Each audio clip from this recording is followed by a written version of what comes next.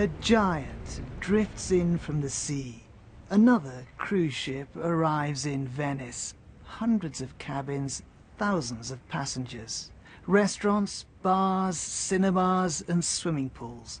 A very modern, floating resort, suddenly dwarfing this ancient city.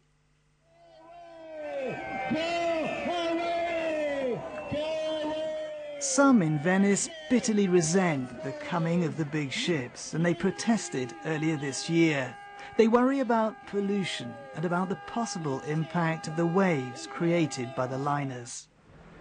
And for some, the ships are symbolic of a tourism industry that is overwhelming Venice. I can't stand the cruise ship business. It's the most evident demonstration of the vulgar exploitation of my city.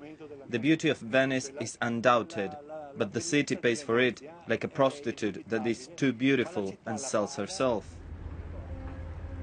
But the cruise industry says pollution from the ships is within European guidelines, and it says the slow-moving vessels do no harm to the city's medieval buildings. Of course, we inspected also and made surveys, very serious surveys, concerning the water flow produced by the ships up to 330 meters, which come into the port of Venice.